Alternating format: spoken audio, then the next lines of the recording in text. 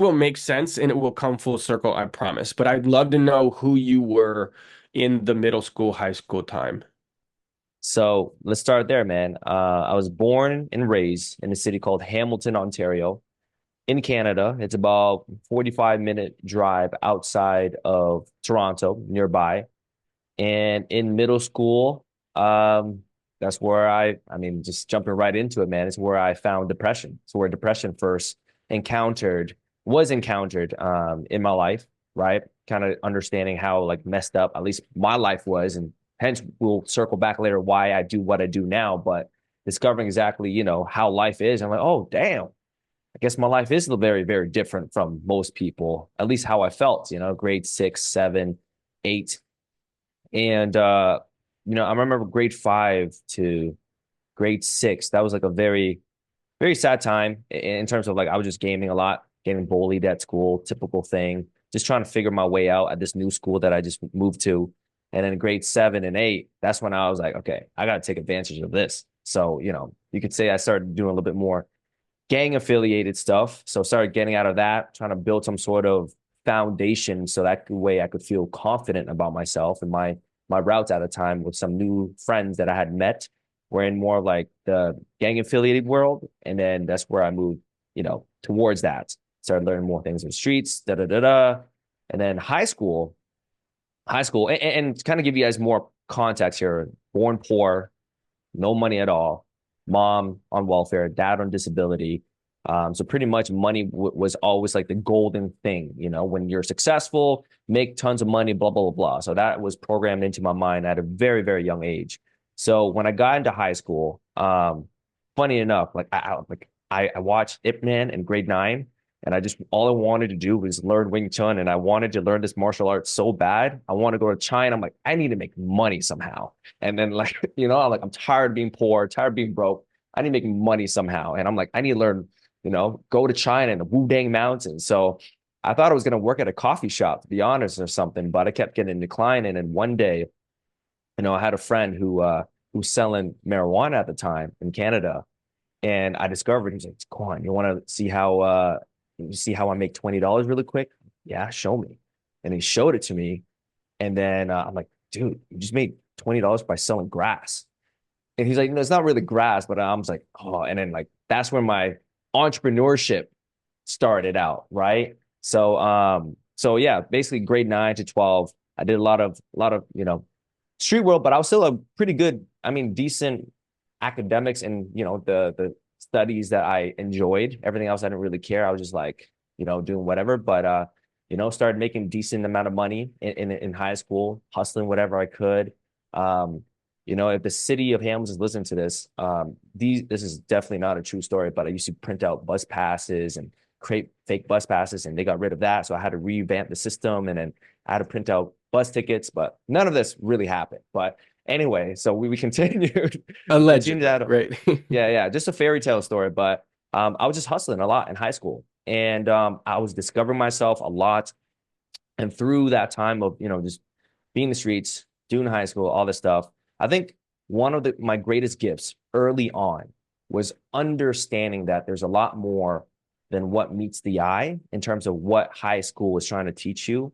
Um, and fortunately, actually, I joined a network marketing, MLM, pyramid, whatever, in grade 10. You're supposed to be 18, but I'm like, screw it. Let me sign up anyways. And in that process, I learned early on that like success, I mean, like if you truly want success, and at the time for me, all I was thinking about was money, how to make millions and blah, blah, blah, blah.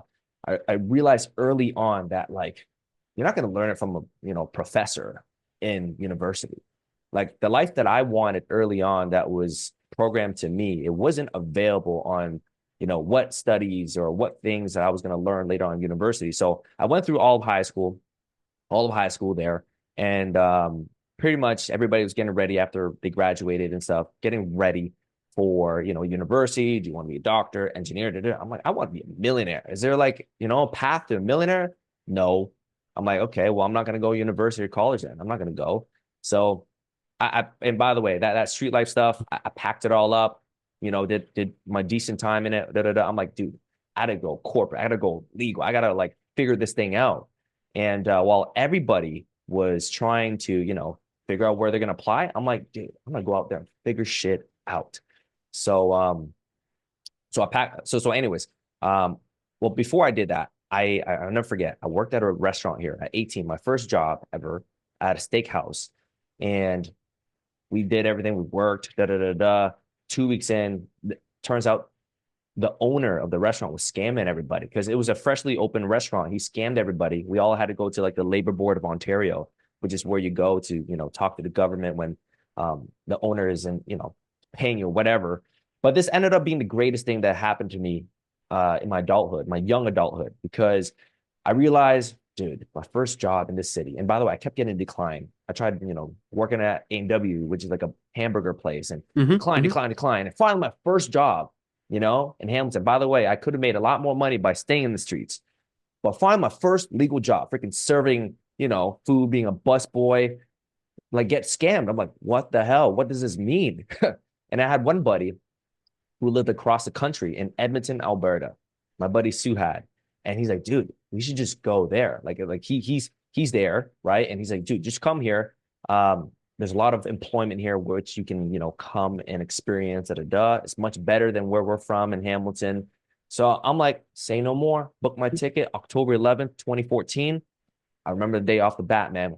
Got on the flight, flew to Edmonton, one-way flight. It's basically equivalent of like flying from, I don't know, from New York to Colorado. That's how far it was.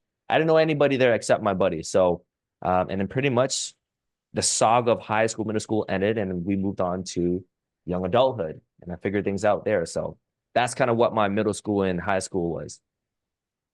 Nice. When you said that you going through depression, and then you kind of had this realization that you were a little bit different in that regard. What do you mean by that? As in you were looking around and everybody else seemed to be, happy, right? So like for example, in The Pursuit of Happiness, right, with Will Smith. The one thing now I get why they did it, but it kind of drives me crazy at the same time when you watch that movie, which is one of my favorite movies and watch it regularly, because of the story that I've kind of been through in my life. But is that they show like happy families, right? Like everywhere, like the car driving by, it's like over the top, they're laughing in a convertible. And it's like it kind of like does that to drill the point home Yep. of where Will Smith is in life. Is that what you mean by that? Where you looked around at everybody else and kind of saw that they weren't suffering in that regard? Yeah, it was that. I would say it's partially that, and partially a couple friends that I met around that time who brought that possible potential to me. Mm, I had, some of my hood street friends, whatever, they had brought depression to me. I'm like, I didn't even know it was a thing because I already knew that, we didn't have much money. We didn't, like, I was already like a very happy, positive guy despite the financial resources that my family and I had. But he brought the story to me and I adopted it. Funny enough, choose your friends wisely.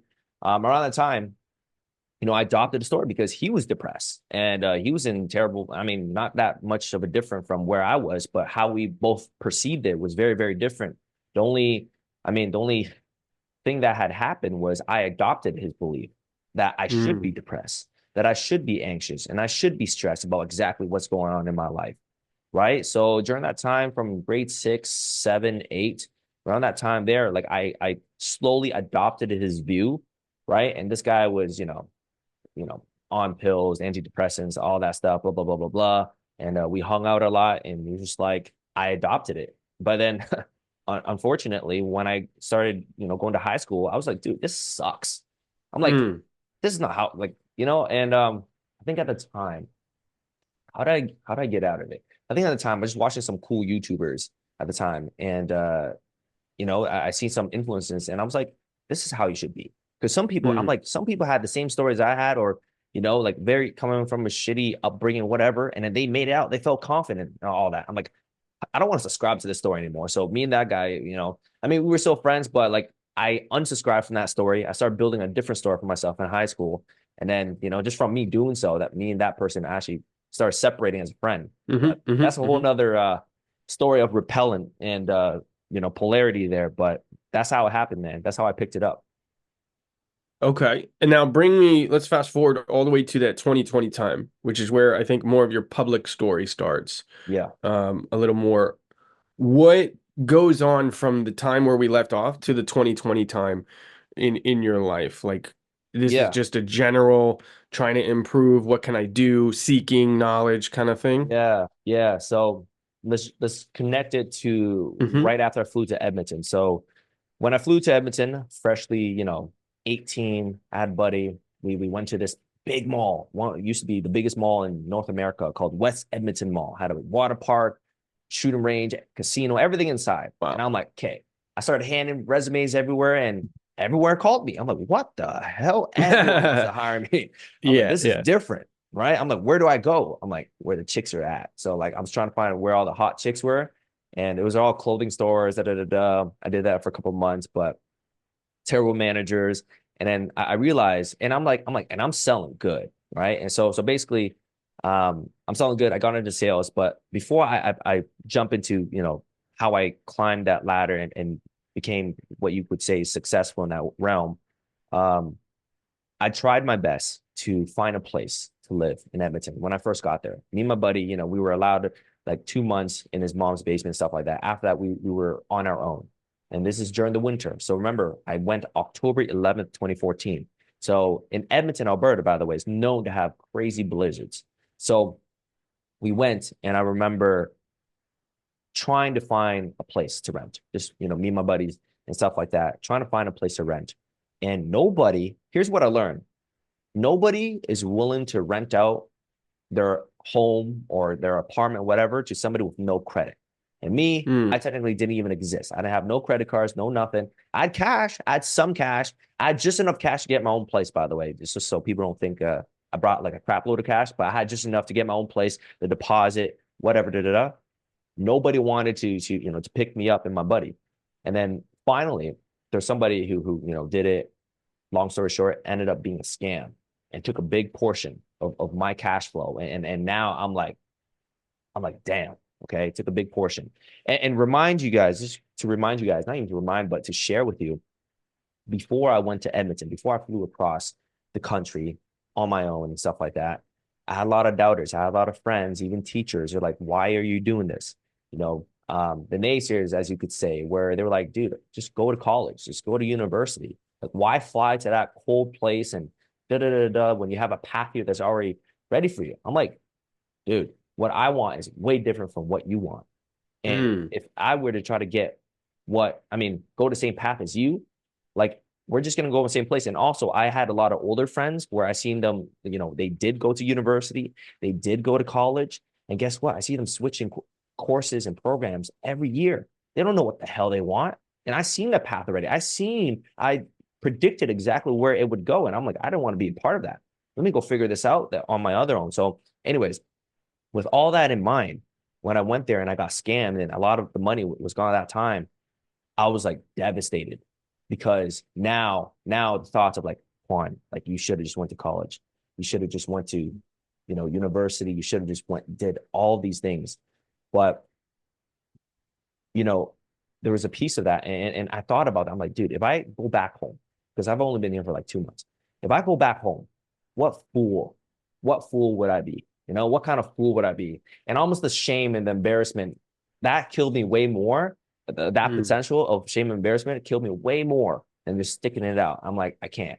And by the way, I'm pretty bold, man. And funny enough, we're doing this podcast this year because 10 years ago, right before I graduated, my yearbook quote, and I can show it in a bit here.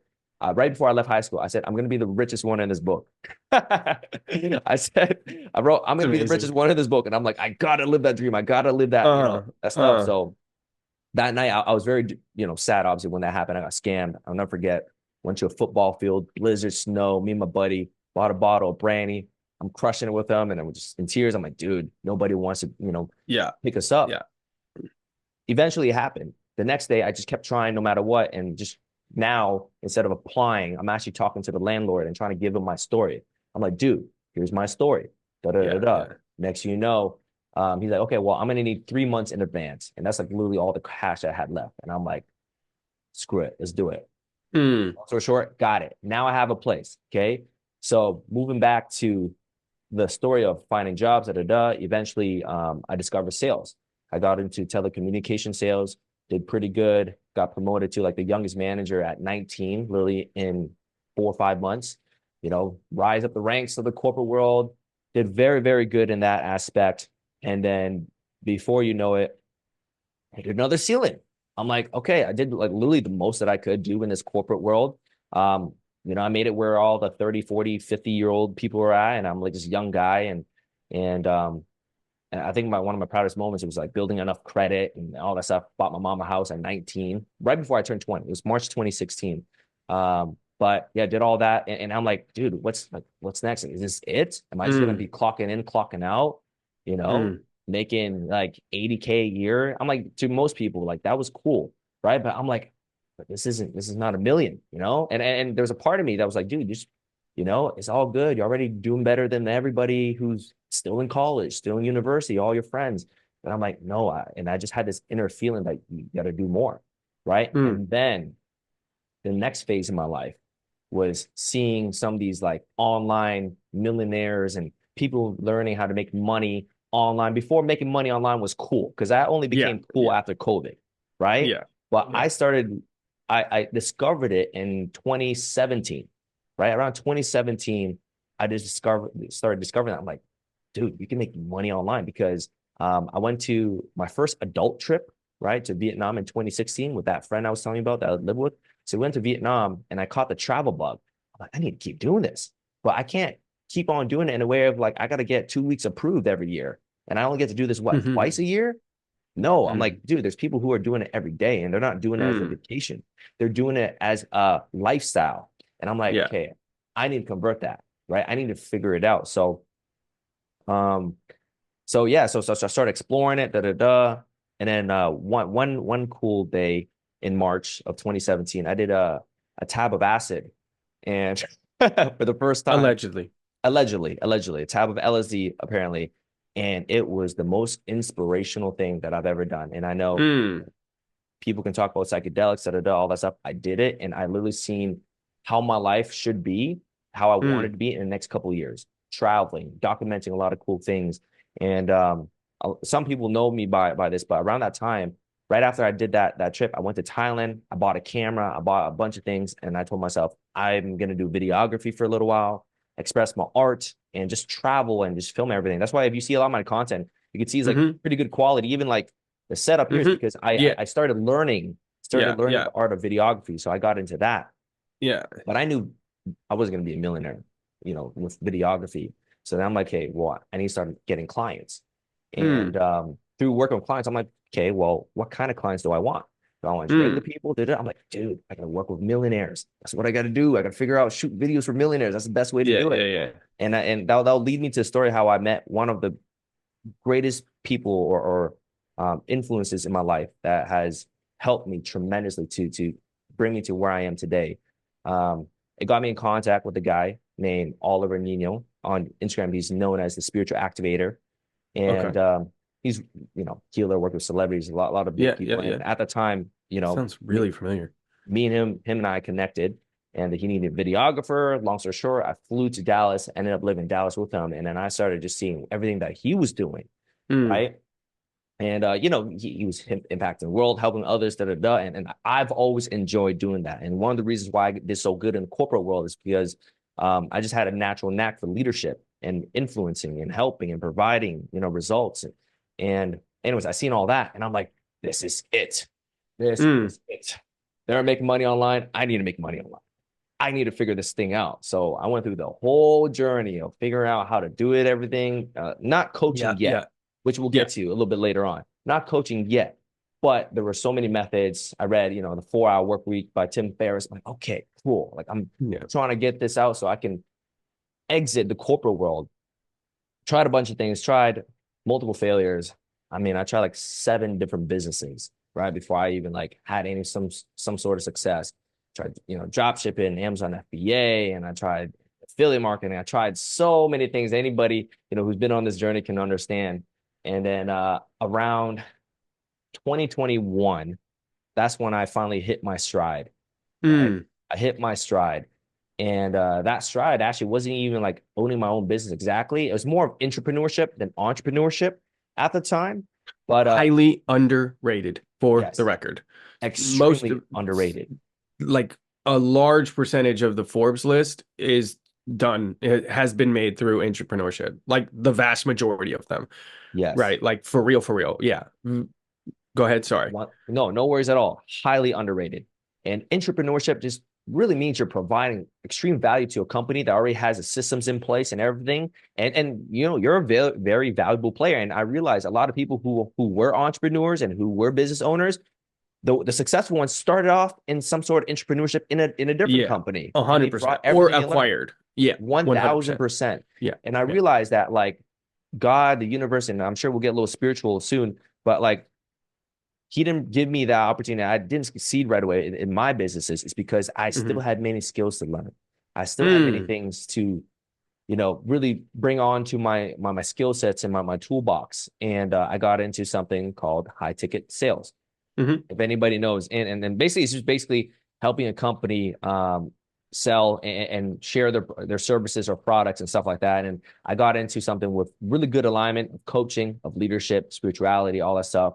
Long story short, I hit a really good stride and you know started making tons of money online, doing all that stuff, and then it required me to do coaching at the same time. It wasn't just selling, Mm. it was actually coaching and actually making sure that the product is the right fit for the person that I'm speaking with and understanding people, you know, what they're going through. And it was a psychological one, it was a mental performance. People came to me, you know, right after divorce, male and female, people who came to me with a lot of PTSD, people in the military, nurses.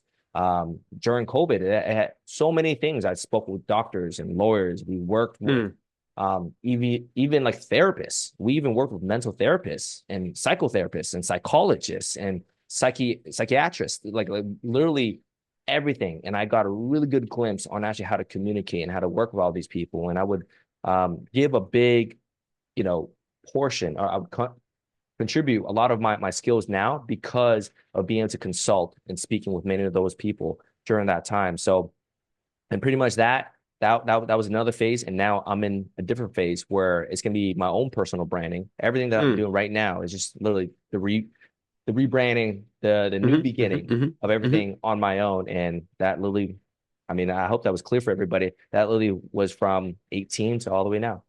You know, it's funny, man. Your story is weirdly too similar.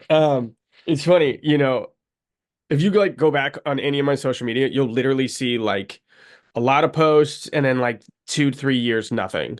And then Mhm. even as of recent, you can go back 2 to 3 years, nothing, right? Until like literally about a month ago, right? So oh my gosh. Okay, I'm gonna full circle this, and I want to ask you, and I'm gonna say it first because I don't want to forget. So I want to go all the way back in your story here in a minute, where you had mentioned you were looking at other people following the programming that they were given, and you were looking at their path, and you said, "No, I wanted more." I want you to kind of dive deeper into what is it at the time, not necessarily now, because you've gone through this spiritual arc, right? This hero's journey that we are 1000% going to get into, but at the time what was that more, right? So from just to finish that though, that thought, same process where it's like I've worked with influencers and I talked about it before we got on, just like interviewing these people.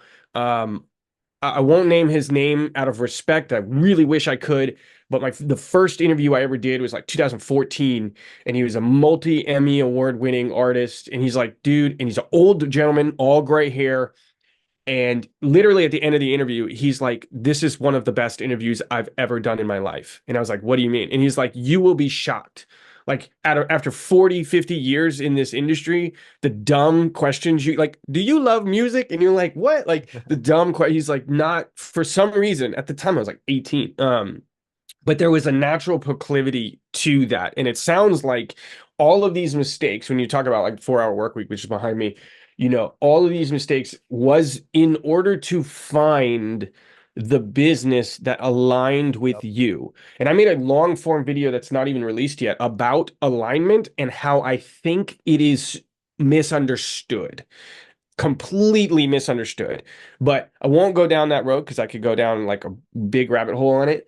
But for me, it was the exact same thing that doing entrepreneurship, built Yep. brands, built quite a good cult following here in the local area, left the brand, left the company partner stuff, and then did it again. And then after repeating this multiple times, it was like, I literally am trying to give advice to people who are just jumping into this game, Yeah. right? And you look at the setup behind me too, it's the exact same thing where it's like, it's just time put in and years and skill set put in, nothing to do with equipment ever. Because that's the first place we always want to go. I Of don't course. have the equipment to do, right? It's like natural and it makes sense, but it's Yeah. like the years put in. And it was like, why have I not built Quinton Sanicola as a personal brand? Like, why have I Yep. not put the time in? And that is probably the number one regret or advice that I would give everyone is like think of any of the greats that you can think of. It doesn't matter who it is, whether it's a Russell Bronsons of the world, the Alex Hormozis of the world, the Joe Dispenzas of the world, the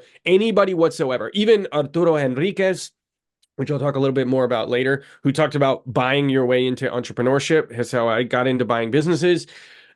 Not even one of them has said, I should have waited to start my journey Yeah. in content creation. Not even one. It is always the opposite. This includes Ray Dalio, by the way, multi-billionaire, right? Principles. Highly recommend reading the book. Yeah. Not even one. Now, they all said maybe I wouldn't have been able to do X, Y, and Z because I didn't have the skill set of ABC, but they've never said, oh, I should have waited like 3 more years. I should have made more money. I should have bought another business. Never. It's always, I should have started earlier. I should have got into the grind. I should have got on my journey. I should have joined.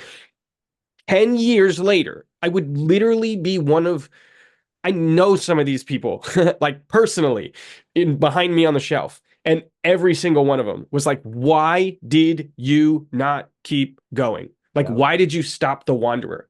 You would literally be one of two people this week alone has said that you would literally be one of the OGs in the podcast world. And the reality was I wasn't ready to step into that being, Yep. not doing, being Yeah. at the time. There's something about it that didn't feel right. It didn't matter if I got the compliment from the artist. It didn't matter if the NFL player gave me the whatever. It just didn't matter because I wasn't ready to step into that being. Again, I won't go down the rabbit hole of alignment, but I think it is vastly misunderstood for what people mean by that. So, okay, going all the way back, sorry for my little rant there. For you, when at the time, when you said, I just wanted more. I don't even know if you knew what you were searching for yet, but what did you mean by that when you saw these people go down their own programming? Got it. Before we jump into this, I just want to add one thing to what you're saying because I'm very passionate about what you just said about not being ready and you Mm, weren't the being yet. And one of a great quote out there is like life is not about finding yourself. Life is about creating yourself, right? And what mm, I've learned in the process of creating yourself is that you're going to throw a bunch of clay onto this sculpture. I mean, this canvas that you have in life, right? People think that, you have to wait for it to come. No, you come to find yourself. You come to create yourself through action. And you know what's even crazy? Here's another part where people don't talk about. Life is also about process elimination. Because in your mm, life, there's so much clay that people put on upon yourself that you have to remove, whether it's from you or from others, that you have to remove to really refine the sculpture that you're looking to create. So in life, most people don't get anywhere is because they don't even start. They don't even put any piece of clay. And perhaps they judge just 3 pieces compared to what it can be like 300 pieces later. So I love that. And I love what you said because like sometimes, you know, if we aren't being that person, if we aren't ready, even if the opportunities come, God is going to be like, all right, cool. We got to give him a couple experiences, ups and downs, for him to prepare him for exactly what it is. You call it divine timing, preparation, whatever it is. But that's the beauty of it. And the only way anybody's ever going to be able to truly create the ultimate form of themselves. And when I say ultimate, I mean it in an ever growing way, mhm, right? mhm. Is just by starting, right? Do a bunch of things and expect that you're going to meet a lot of things that you don't like, a lot of things that you might think you like in the beginning, but you learn to like understand, oh, I don't like this. This is not me. And you keep doing. But what you did realize that what you did want through not wanting something, right? So that's just to add on to that. But anyways, jumping back to the question you're asking, of wanting more and what made me want more. I think it was two things. And I actually was thinking about this a lot. It's like, why was I different there and what. But the first thing is through exposure, just being able to see the good life, right? Mm, I think mm, we don't know what we don't know, but I did know got to see exactly what it was. And for me, obviously, it was success. The first thing that came to my mind when I was younger there was money, financial freedom, and being able to do a bunch of things. Just having a boatload of money. That's where it all starts. mm. That tends to be, what happens to a poor boy is trying to figure it out, and my mother's like, money's everything, and da da da da da. So it started with that, being exposed to it. But you know what's crazy in today's society is everybody is exposed to wealth now with internet, with videos and all that. I think what really differentiated me, and maybe I'm missing a chemical in my brain, but when I was exposed to it, I felt like I can achieve it. Like I felt Mm. like I could, like, what stops most people from achieving their goals or even going for a dream? It begins here of them believing, oh, I'm not good enough for that, unworthiness. And that's what stops most people in their tracks. And I feel like maybe, like I said, maybe I didn't have the right chemical balance in my brain. And I just felt like I could do it. I'm like, I need to do it. I know I can, because if somebody else did it, so can I. Right. So that was the belief that I had behind it. And that did me very well, obviously, just like being able to believe. So one Mhm, was mhm, being exposed to that life that is possible. Number two is like, okay, how do I get there? Because I know I can get there. If this guy can get there, so can I. So mhm, that mhm. question. Got it. Okay. That makes a ton of sense. So, um, one thing that kind of on my journey here that I really want to highlight is, so I'm a Christian. I would I would say Christians don't consider me a Christian, because um, for lack of better terms, like a lot of Christians would, when they use the term worship or whatever, they get very animated and they do a lot of music. I'm an extremely outgoing person. I love people. I love connecting with people and talking and having real conversations. The amount of people that I've sat down with in every walk of life where I just wanted to look them in the eye and like learn something from them with like before the internet, was just unbelievable. And for me, worship was never outward, and I would always be told like to get outward, get out of myself. But it's like I always drew inward naturally. I don't know why. This is long before I got into meditation, found out the power of meditation. Just don't know why. And I just think there are principles, processes, and systems that have been created, right? I do distinguish between creator and created and creation, but that were created in terms of the Joe Dispenzas, in terms of what some people would call a numerology or whatever, right? That there are principles in place, or even the Hermeticism, right? Like, as above, so below, the cause and effect, and different philosophical principles that do not have to be dogmatic, Mhm. right? Where one thing I really want to highlight is the reality of these different things within business, right? Sitting down with a billionaire and having these conversations with them, you pick up on some of the patterns that some of these spiritual leaders also have, right? That I've had the privilege of being able to do over the years. And you go, wait a minute. So that's really one thing with this relaunch that I'm going to be trying to do and highlight extensively. So I'll give you an example here. I was interviewing Arturo Enriquez. This is actually in 2020, and he's the author of Buy Your Way into Entrepreneurship. He wrote leading high performing teams. And I actually found him from his first book was The Dirty Little Secrets of How to Buy a Business That No One Wants to Tell You. And I just literally went on Amazon and searched how to buy a business. And his book came up and read his book. And then years later, I had the privilege of interviewing him during COVID. And I asked him for his favorite books that he would suggest. And he literally said, like the first one he said was The Breaking the Habit of Being Yourself. And he said, I suggest that before I suggest my other books. And then he told me that he ended up meeting this guy, Joe Dispenza, before he was doing his seminars as a chiropractor. He met him back in the old, like Wow. way back in the day, and it shaped his thinking, which pushed him into getting certified in NLP and like really diving down this road. Now, this is like a year after I had read Breaking the Habit of Being Yourself, right? And I was like, there's something, I don't know what this is, but there's something here. This guy is industry agnostic. He doesn't even care what industry the business is because he's so good at it. Hundreds of millions of dollars revenue, 56 businesses later. This is as of 5 years ago. So probably significantly more now, right? Yeah. There's nothing woo woo about buying 56 businesses in 18 or 19 different industries, Yeah. right? And selling and outsourcing, or excuse me, yeah, and often exiting multiple, right? There's nothing woo woo about that. So hearing him suggest this and others that I've connected with was like, there is something here. I don't necessarily know what that is because I would never consider myself a scientist or smart enough to do that. But there's something here, and I want to highlight that reality because I know that there are others out there that are curious enough to say, what is it about numerology? Whereas one side, there are those that say this is heresy. It is the devil. Don't even consider, don't talk about it, don't think about it. And then the other side that consider it God's language. I would say that I'm somewhere in the middle. I'm curiously skeptical, if that makes any sense. Like, what is it about this?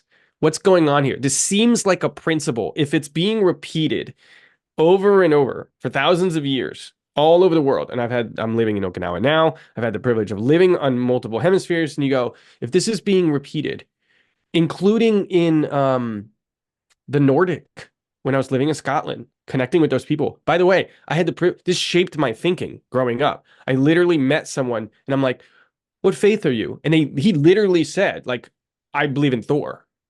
And his friend, this is an EMT standing Yeah. next to his ambulance, right? And he's like, Yeah. he goes, Yeah. "My friend's gonna laugh at me, but this is what I believe." And Take it me was to like, Valhalla. yeah, Yeah. literally, right? Yeah. Like Yeah. Yeah. legitimately, that's what he and I was like, full stop. I'm probably the only guy in the world that you're gonna say that to. I'm not gonna laugh. I want to know more. And we just had this conversation, right? And it Wow. shaped my thinking about this. Now, do I believe in Valhalla and the Nordic religions? No, but it was like this reality. Yeah. Whoa, that's not a movie. That's real. Like people believe this stuff, right? Same Yeah. thing with everything you see behind me, and so on, so on. So okay, you're going through this journey, you're seeing, you don't know where you're going, as you mentioned, process of elimination. You don't know where you're going, but you know where you don't want to go. Like, I don't want to follow Yeah. that path. Okay. So let's jump all the way to the 2020 time here. Mhm. You had mentioned that you're in a tough spot again, kind of the cyclical nature of life, Yeah. right? Let's jump to there.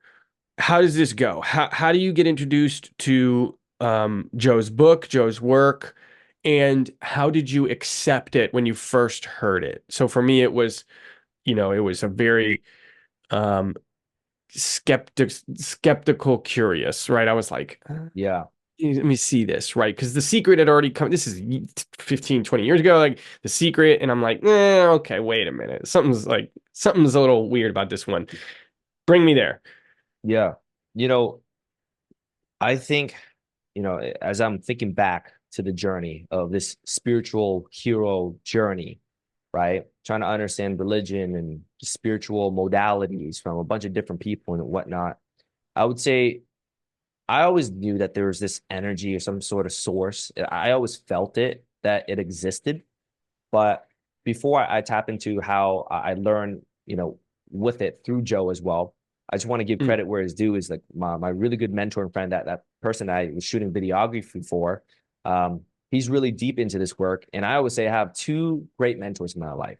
One that I'm personally close and connected with as a friend, which is Oliver, and two that pay money and go to retreats and invest into books that I don't know yet, personally yet, for. And I learned a lot about the power of source and the power within me through my friend and dear friend and mentor Oliver, which I'll be seeing at the end of this month. But he taught me a lot about that. And there were so many synchronicities or things that was happening in my life at the time that he taught me, that he showed me on how to respond and actually what it meant. And it just helped me read between the lines a lot more. So he helped me activate myself. And funny, that's, giving him with the plug here, spiritual activator on Instagram. Like, that's what he does. And he was such a good role model, even indirectly, just by being an example. So through that, I understood, okay, there's this power in me. Okay, what's this, right? So then 2019 comes by. Um, I'm not working with him anymore. I'm on my own doing this videography, trying to get into this online world. 2019, breakup happens. You know, it was like a painful breakup. And basically through that breakup, I discovered Dr. Joe Dispenza. I seen him on a podcast with Lewis Howes and he talked about the relationship. And then, I was having a tough time getting over this girl. And then he just said something that freaking blew my mind. I was like, if you aren't being compelled by a vision of future, you're only left by, with the memories of the past. Right. I'm like, oh my God. So this is why I can't get over this girl, because my vision of my future was always with her. And now that is gone, Mm. I don't have a new vision. So I had to create a whole new one. And literally, I can't even explain, but it's like I got over it literally with that one line. And I'm like, holy crap. So my first discovery of him was 2019 then. I'm actually real quick before I jump into like how he helped me even deeper. I'm gonna share a story on actually how I had a martini with him. Actually. So this Mm. was 2019 as well. 2019, and I go to Sedona, Arizona with my mentor. It was around August, September, fall, right before COVID happened. Right before COVID happened. And Oliver, my good friend, he knows I was going through a breakup. Da, da, da, da. He's like, don't worry, dude, it's gonna be okay. Da, da, da, da.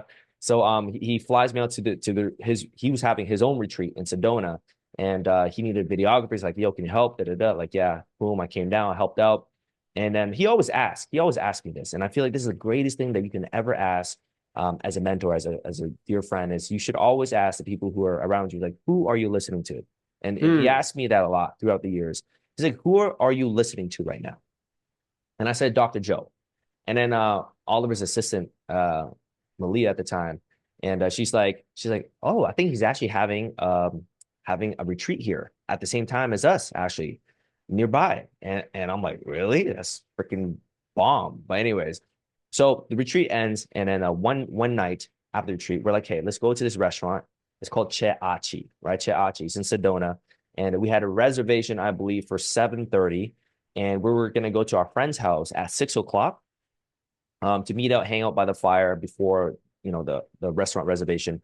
However, there was, and you can call this, I'm about to share like a pretty much a crazy manifestation story. But anyways, there was 45 minutes of traffic in Sedona. And if you know Sedona, Arizona, it's a small place and like not a crazy amount of people visit it, but traffic is almost like it never happens. It's almost impossible, right? And Oliver's like, this is weird. And so we just tell our friends, we're like, hey, just meet us at the restaurant. We're gonna go to the open bar and just hang out, right? We'll hang out until the rezo at 7:30. So we drive to the restaurant instead. We arrive to Che Achi at 6:30. And I sit down. We're at the open bar. I sit down and then I look to my left. I'm like, oh, it's freaking Dr. Joe. Dr. Joe's right here. What the hell? I'm like, literally to my left. And he's drinking a martini. I had a margarita. He had a martini, and he was talking to somebody else. And then Oliver's like, chill, chill. Let's just have a good conversation. Stay cool. Stay I'm cool. like fanboy. I'm like, I'm Yeah, like yeah, this. yeah, yeah. That's If you funny. aren't being compelled by a vision or future, then you're always gonna be held back by the memories of the past. I'm like, damn. I'm like, this guy helped me get over this girl, right? Yeah, yeah, So, yeah. anyways, we all just started talking, chatting, going deep into things, and then I mean, it was incredible. And then, anyways, 20 minutes later, he left around like 6:50. Now, keep in mind, our reservation originally 7:30. Met him at 6:30. He left at 6:50. Traffic never happens in Sedona. And then Oliver already knows. He's like, he knows how much this means to me. So he shared with me. He's like, dude, I know. You know why this happened, dude? We always just joke with each other all the time, but like, I'm like, why? And around this time, my coaching, I always knew like I had this knack, the skill to be able to help others and to impact and all this stuff. Um, he's like, dude, that happened because God wanted you to believe, the universe, source, universe, whatever you want to call it, whatever word you want to put there, wanted you to believe, wanted you to see something that once the light turns on and once it happens, you can never turn your lights off. And he knows that you have work to do in this realm. You have work to do on this planet. And he gave you that opportunity. He created the traffic so that way you can see exactly that this is not by coincidence, but it's by Mm. design. And it was meant for you to believe and see that you are the creator of your life and you can vortex, you can warp things close to you just by thought alone and by what you believe. I was like, oh, goosebumps, man. But anyways, Mm. that's, and that happened. So that truly, that moment truly transformed me into like, I need to get into coaching. I know I can help people. I know I can lead people because I already had my limiting beliefs on myself before. I'm like, I'll stay as a videographer. I'll just like, shoot videos for these type of people. I'm like, dude, I need to be the one in front of the cameras now, not just behind. I need to be in front of it. So that's how I got through that journey. And then, I stopped doing Dr. Joe as much because after relationships, whatever. But when I got into him again was 2020, end of 2020, 2021, broke as hell. It'll be the last time I'll ever be broke. But I just remembered being so broke at my apartment, and I'm just trying to figure out this whole online money thing, and I'm in debt at this point. Like I don't even have money anymore. I just like credit cards and all that stuff, and I'm in debt. And I'm like, oh my God, just like I'm like really like in my head, like please, like I just surrender. God, universe, if you're listening to me right now, I know you're there. I know we haven't talked in a while, and I'm sorry, but like if there's a moment for you to just give me some sort of light and hope, please, now would be the moment. And then, no lie, literally within the next day, like I just had this idea, and you could Mm. say this idea was channeled to me or whatever. But I was like, dude, why don't you check out Dr. Joe again? Because I seen one of his videos pop up. He's like, dude, if he can help you heal your heart, perhaps he can help you heal your wallet. I'm like, good idea. Let me try. So I got his, intensive progressive workshop that you got to go through. I did that. I'm like, okay, cool.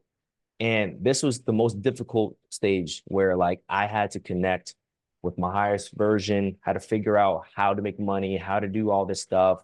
And I think that's one of the hero's journeys because the very first time when you do that, when you don't have the results in your physical reality, Mm. right?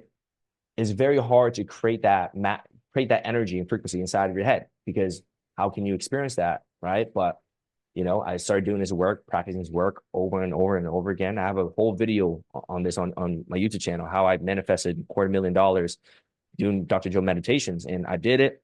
And when the right opportunity came and I had the right skill set, literally, I went like this overnight in entrepreneurship at the time.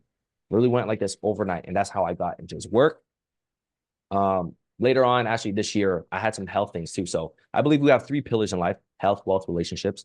Mhm. So I was able to excel a lot in just those two areas alone. In the beginning was relationship, wealth. I had all that, and then I ran into some health things this year. I'm like, dude, man, people got over cancers. I can get over some health things too. Let me try this again. So now I'm going through his work for another thing, and like this thing that like it was saying that it's supposed to, it'll take a very long time to heal. The average time for, what I was going through was like 3 to 5 years or whatever. And then I'm like, no, let me change that up. And I went through the healings. I did the meditations over and over again. I got rid of it in 30 days. Boom, healed myself healed myself in the health condition. So now I have a tremendous amount of belief, a tremendous, an unbelievable belief and conviction that this stuff exists. And I don't have to pray. I mean, I don't have to pray to a certain name or anything like that. I Mhm. believe the energy is all within us. It's all in here. And we are powerful divine beings with all the cells and all the energy that exists right in this universe. This table is part of me. This water bottle is part of me. We're all frequency. What we're seeing here is, we're living a fractal universe. This is just like literally just a hologram Mhm. of Mhm. what's being sent out of my mind, right? So I believe we have all the power, required. And that's why I went to the retreat this year. And Mhm. I'm like, I had a meditation, something that told me go to the retreat. I'm like, all right, cool. And I went to the retreat and here we are. Incredible time. And I'm just in a place where I am fully ready to be, as we were talking about before. I wasn't Mhm. ready to Mhm. be. I wasn't being yet. But now with Mhm. everything that has happened, God's like, haha, just see, dude, that's why I made you fail all those times. And I'm like, Yeah, oh, yeah, oh. yeah. I'm like, oh, it makes sense. I was like, that's Yeah. why, dude.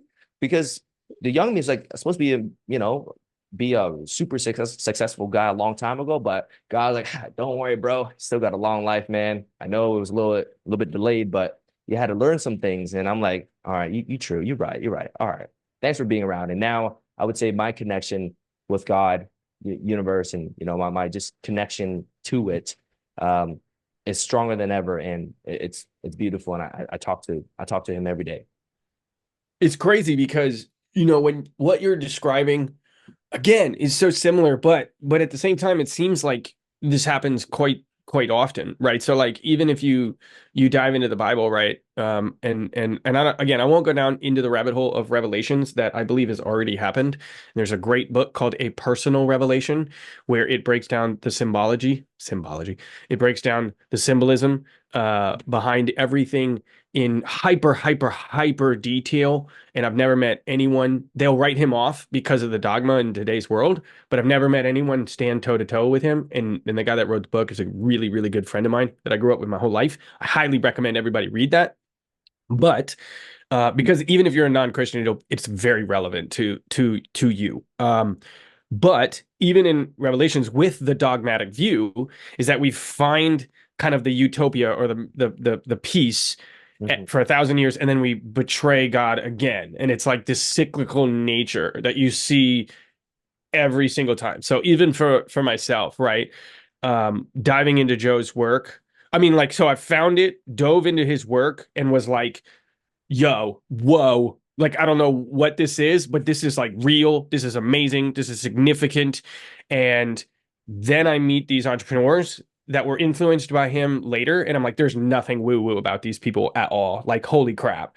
And got some pretty serious opportunities and got distracted. So Yep. that cyclical nature, that exactly what you're describing, right? And then came back to this reality later. And it was funny, it's actually that how you manifested $250,000. That's the first video that I found of yours. But and I am not a fool. I'm aware that everyone says this, and I'm also aware that everyone is lying. Excuse me. Most people are lying, but the dollar amount, the number is significantly less important to me than the journey is and always has been. And again, I'm very aware that it's kind of like every business owner says, Yeah. like, we care about a growth mindset and a good environment. And it's like, really, like, I'm also aware that most business owners are just lying, and it's like, it's okay. Everyone's different. But seeing that in yourself, watch that, then immediately jumped into some of the other videos that you do, including the breath work, what I want to talk about a little bit as well. Um, but just seeing that and going, okay, there's a journey here, right? There's a person, because this is not an overnight thing. This is not a tomorrow or a today. It's Yeah. actually an unknown, right? And Yep. that's like the weird key to so much more of this, even from these non-woo-woo people behind me here, like Yep. that they've all felt as well, in terms of you set the goal and you set the intention, right? Which is something I'm going to ask about as well here in a minute. But you set the goal, you set the intention, you set the date of which, right? Napoleon Hill set that as well. But Yep. then you have to let go. And I think that balance is what people struggle with Yep. the most.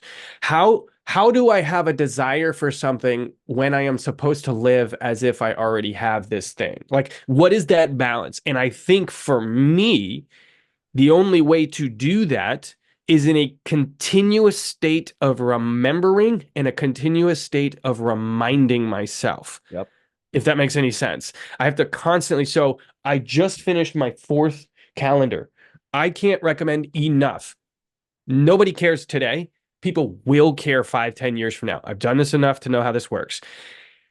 Get a calendar with a bright color marker. For me, it's a really bright red marker, but any color doesn't matter. Mark the days off every single day. After about a month, you will have the realization whether you want to or not. That's important. It was the best day of my life. It was the worst day of my life. It doesn't matter. Yep. It's gone forever. Yep. And I started doing that because someone gave me a gift of a calendar that I didn't want to be. We're in Japan. You can't turn down gifts, right? Like, so, and I just Yeah. started doing that. And then after the fact, I was like, this is a stoic philosophy I had no intentions of even doing. It's Mhm. real every day. So, not getting distracted. Talk to me about intention. So one of the five pieces of advice about people that are going to go to his work, one of which that you had put was specifically set an intention before you go to any of his seminars.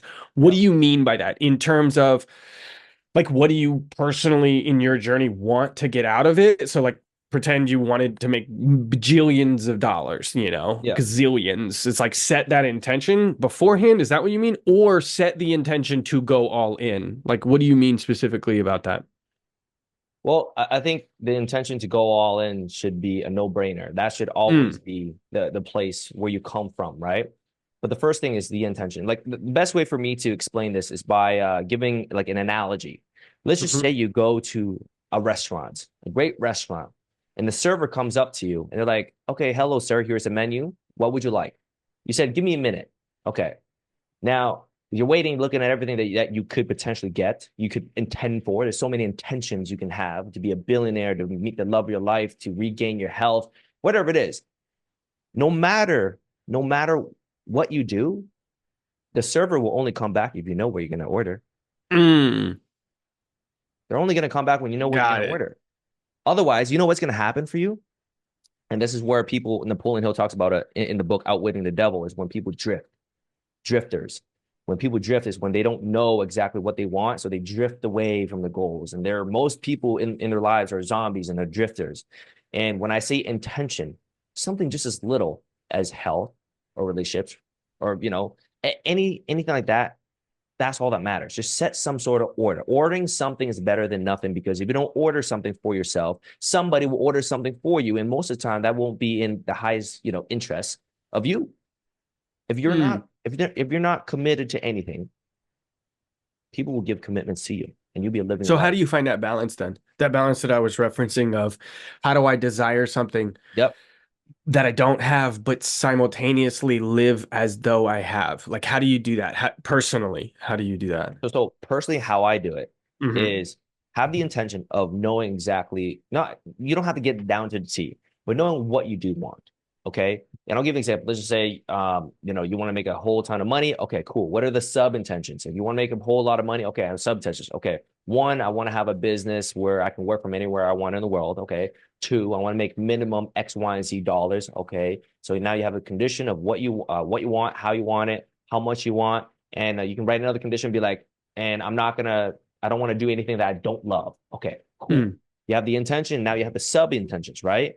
Now the next process is how will you feel once it has arrived? Okay, well, if you do that, for me, I'll feel free, feel inspired. Take this one from Dr. Joe. He says the love for life. Imagine all those feelings, right? Now you have this ball. Imagine you have all that intention to this ball, into this sign, and how you get it. Okay, how you receive it. This is where you create the balance. How you receive it, you got to leave it up to God, man, right? Because the Mm. way you want it might be less value than the way God wants it for you. And I'll go back to another mentor of mine, Oliver. Oliver says we have our human story and we have our divine story. And our divine story, sometimes you may want something, but your divine story knows that there's even a greater path out there for you. And if you Mm. keep coming in with these humanistic expectations, you're going to conflict with what what your soul truly wants. So for me, I, as long as I know what I want, the intentions, and I know how I want to feel afterwards, because we only try to achieve things based on how we feel afterwards, right? I buy a car to feel blah, blah, blah, and get married because I feel blah, blah, blah. So if you understand all that, then the magic happens is when you let go of and this is where your faith and belief into this higher power comes to play, because you're like, dude, however it's meant to come to me, I'm ready. Give it to me in the most unexpected, magical, mystical way possible. And that's how I balance it. As long as I know what I want to order, it's just like, dude, it's no different from going to a restaurant again. Be like, I want the filet mignon, da da da. You can say, I want it to be medium rare. I want my mashed potatoes with extra butter, a side of garlic asparagus. Yeah, yeah. The chef in the back, you don't know exactly how he's going to cook it. You don't know exactly how he's going to flip it or how he seasons it. But when it comes to you, right? Like, we have to trust that. We have to trust. And when you have that trust in the higher power there, it'll come to you in magical and mystical ways. And that's how I like to balance, of putting my desire, but also letting go of it of trust, because you can't let go unless you trust. And that's one of the most important things when it comes to manifestation. If you don't trust, guess what? You're always going to look for something that's wrong. And that's what, there's always something wrong to look for. There's always something Mm, wrong available to view. But that's my mm. perspective. So when you were writing that script for those five, pieces of advice, what was nobody ever writes a script and writes like one, two, three, four, five, done, let's record, right? There's usually like a breakdown process, and there's one or two that you wish you put in, but now it's 30-minute long. I can't do this too long, right? What was one that you wanted to have in that video, but then you ended up like kind of removing, if you can, or was there one? I don't think so. Okay. I don't think there was one where it's like, oh, let me, I Yeah, get yeah. all them in, because because obviously it was a very important video, because I want everybody to know everything. In my perspective at Hmm. that time, if I needed a sixth tip, I would have just added in, because one, Got it's it. good for the video, and two, it's like I need to give everything, and that's one thing I like to model myself as, is like how you do one thing's everything, and I want to give it all. I want to give it the full course meal, give you the appetizer, entree, and the dessert. Mm. So, what do you want now? Like, what does the next 3 to 5 years look like for you? Again, you're ordering a meal, so how it comes is how it comes. But, what is that meal for you? Yeah, And how is it different now that, you've kind of, not just Joe, but Oliver Nino as well. Like you've kind of had your journey here. What does that look like for you? to be a part of the transformation of the frequency of the world, to be a moving needle, to be a part of this giant machine that we are all, a part of. I believe we can contribute to it, or we're taken away from it. And I want to be a part of a place where we can contribute to it. And I believe, we're going to get to a place, I have high hopes for humanity. We're going to get to a place where everybody collectively has one consciousness in a highest good of all, where everyone's going to get enlightened just by having the few, right? It's just like when you look at, the school of fish, how they're moving all together and the birds flying. Dr. Joe talks about it. You might think it's like a leader leading all of them, but no, it's a bottom up phenomenon. And I believe that is going to be important. And my role in that is to educate, to share my influence, to share everything that I've learned. And I continue to learn, to continue sharing with people and educate people, from my experiences, from what I've learned. And I say this to everybody, because, there's going to be some people that are like, oh, Dr. Joe is an artist, blah, blah. Listen, I've studied the art, and everybody should do all the research, right? And I've done a lot of it, and some people are going to be able to be in tune with that. And I suggest everybody to do the research and figure out exactly, what's out there. And I mean, I'm kind of going off a tangent there, but ultimately be a part of the frequency and the transformation of the world. So that's my purpose. That's my goal there. Where do you, so, okay, look, like, come on, it's 2024 now. Um, I don't think anybody looks at the world and goes, "Oh, everything is, great." Right? I think Yeah. everyone goes to sleep and thinks there's no way it's going to be crazier tomorrow, and then they wake up and they go, "Oh, it's crazier." Like, right? Yeah. So, we, but you had mentioned that you have quite high hopes for humanity. So I was going to ask, with these, crazy times, and I've I don't know, but I'm sure when a caterpillar is going through metamorphosis into a butterfly, I don't think it's necessarily as pleasant as everyone Yeah. assumes, or maybe science says. Like I don't know if we've ever done research on that, but it doesn't I couldn't imagine such a rapid transformation like that isn't somewhat uncomfortable or painful. Is that why you say you have high hopes, that you think we are going through this metamorphosis right now into a, bigger, better world? Yeah, man. If you look at it, people are going through more mental health challenges and physical illness and ever, even more than back in the day. People think, Hmm. there's a lot of things that are happening right now. And if you just look at the balance of how the world kind of keeps itself in shape, we go through these cycles all the time, right?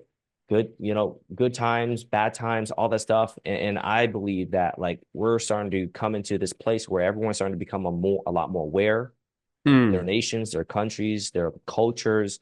ethnicities. I think everybody's starting to come to a place where they're starting to realize that, everything that we are is just a programming of what we've learned. And they're starting to get to a place. And this is just from my experience of, working with people in this realm as well, is just that everyone's starting to realize exactly what's going on now.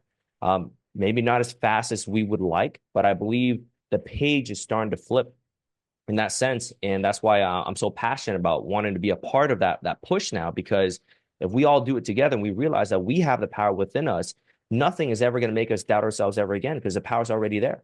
And the connection with God, universe, you have to connect with it. And I mean, where's the best place to hide it? In a human being, in themselves. And they'll go for the rest of their life. They'll go looking for it outside of themselves. So I think everyone's starting to realize this a little bit more. And whether you try to do it through the modality of what we're talking about here, Dr. Joe's work, Neville Goddard's, Jose Silva, Napoleon Hill, like all these great masters, Dr. Wayne Dyer, like all these people, like if you look at it, everybody is playing the same song, but just using different instruments. And you can achieve this oneness. You can achieve this enlightenment through Christianity. You can achieve this through Buddhism. You can achieve it through many things. There's a lot of great things, and then just touching religion real quick. You can get there through that too. I have some incredible friends that are Christian, incredible friends that are Muslim, some incredible friends that are Buddhist. A lot of it. You just got to discern from the certain stories that bring you away from the actual path to that power itself. There's so many ways to get there, but with the power of the belief, that's what matters the most, of understanding that there is a power there and it's also within you, right? It's not just outside of you, it's also within you, it's a part of you. And that's what's going to help change the world, is when people come to realization that it's within them the moment that they were born. So just a couple follow-up questions here, and then sure. I can let you get on your way here. I don't want to steal too much more time from you. But starting in your entrepreneurial journey, like you had said, you had gone through some serious cyclical things. Buying your mom a house at such a young age is quite a dream come true for the vast majority of people. What would you say is like the number one skill that somebody starting, or even if they're, a year or two in, not making the progress that they wish they had been, what is that number one skill that you think that they should do before all else? I'll give one external and one internal. External is Perfect. communication, right? So communication, sales, marketing, but I would say communication and sales. I think that's very important. I think everybody is able to connect, speak, and communicate properly. And if we can do that, it'll do wonders, because I mean, most of the wars that were created is miscommunication, right? So I think that is one of the most valuable things that you can do, is learning how to communicate properly. And that begins with communicating with yourself. And that leads me into the internal thing, which is having emotional awareness of yourself and understanding yourself, because you can't communicate to others as well as communicating to yourself. That you can communicate to yourself. So the depth of how well you can communicate to another person is with the depth of how well you communicate with yourself. So it comes two and two. Yeah, that yellow book that I was pointing out is Managing Oneself by Peter Drucker. It's funny because that feedback analysis is why I'm here today, and it might be why you're where you are today too. Just the reality is, I should have looked back through that feedback analysis loop of that's that rabbit hole that I was going to go down that I won't now. But the alignment that I was talking about is like, where have things just moved rapidly in your life, or in the quantum level? Like what were you doing? Who are you working with? Who are you connecting with? What conversations were you having when things just seemed to rapidly move forward at a rate that you just couldn't even explain, right? And you can only find that through exactly what he just said, feedback analysis within your own life there. So beautiful, man. Well, okay, 3 books that you recommend everybody has to read. I always ask this because I like 3 books. 3 books. The Untethered Soul by Michael Singer. Ooh, okay. Yeah. Write this. That is probably one of my favorite books ever. The Untethered Soul by Michael Singer. For anybody who needs to learn how to let go, how to get over a relationship, get over a loss, trauma, whatever it is, that was one of the most beautifulest books I've ever read in my life. For my business people, you got to go back to the good old Think and Grow Rich by Napoleon Hill. Another great book by Napoleon Hill as well is called Outwitting the Devil. That Mm. is a great one. That talks about the drifting, which we had mentioned during this podcast. So outwitting the devil, learning how to get back grasp of your soul and your mind, which is Hmm. very, very Hmm. important. And the third book, I mean, to be honest, I just finished reading Dr. Joe's Becoming Supernatural like earlier this year. That was an incredible book if you want to get into his work. Very, very awesome. Man, there's so many good, great books out there, but those are the three that comes to mind. There's a lot. Uh, how to win and influence friends, you know, how to Classic. win Yeah. friends. Okay. Yeah. Yeah. Yeah. Beautiful. But let's just start with that. That's good enough. Right. Go do those five, right? Yeah. Okay, sweet, man. Well, how can people reach out to you? How can they, I mean, if they want coaching, if they want to dive deeper, if they want to hear more of your perspective and they just resonated with what you had said on this kind of short glimpse into your story, how can they do that? Yeah, man. I'm pretty much Quan the Alchemist on all platforms. You can find me on YouTube. I like to hang out on Instagram a lot, so you can always DM me there, Quan the Alchemist. But pretty much on all platforms. Obviously, right now, as I'm expanding, I got content coming on TikTok, all that. But Instagram and YouTube will be the best places to find me. Beautiful.